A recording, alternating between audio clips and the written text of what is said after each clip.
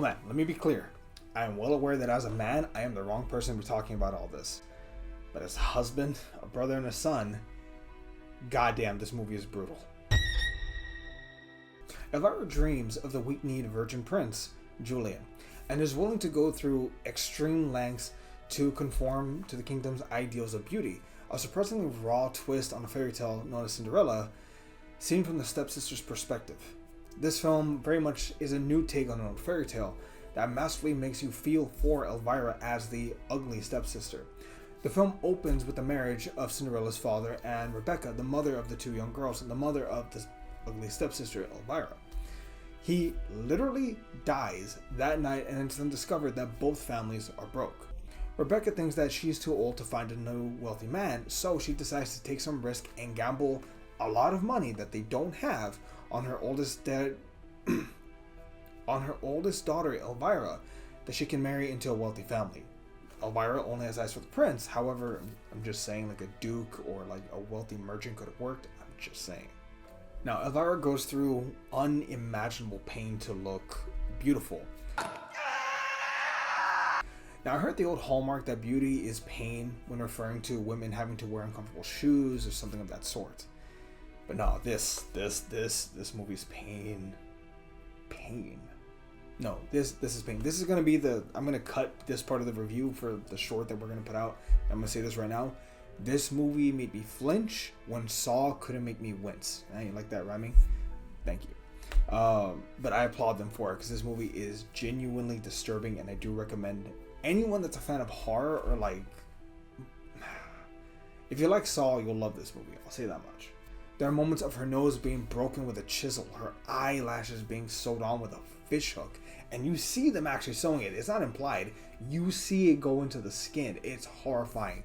And she cuts her toes.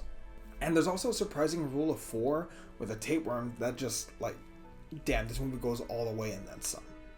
Now, note that there are deeper themes here other than simply horror.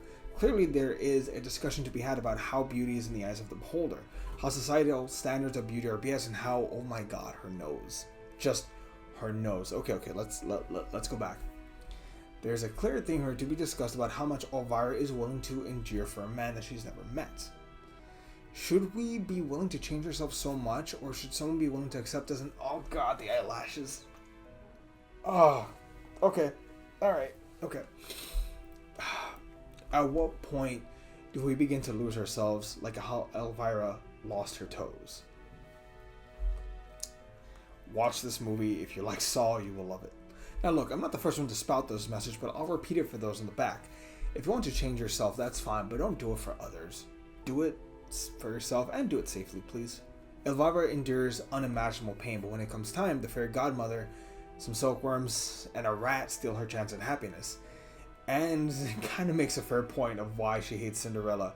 Granted, Cinderella just lost her father and was forced to work in her own home, but you kind of feel some sense of compassion for Elvira and everything she had to go through.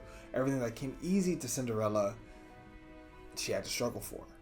She was led down the wrong path, and it resulted in her losing her feet, a crooked nose, a lost front tooth, and the loss of her hair.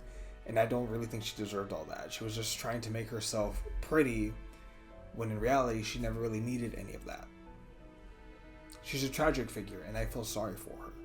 It definitely ends on a note, although I'm not 100% sure I'd call it hopeful. The two sisters decide to leave their mother to start a new life free of her influence, and we'll see what happens from there. A film worth watching. It's Cronenberg meets a Disney princess. An easy 7 out of 10 for me. Please go check it out. It's on Shudder. And yeah, what did you think of this film? Let us know down below. We greatly appreciate it, and we'll catch y'all next time. We'll see everybody.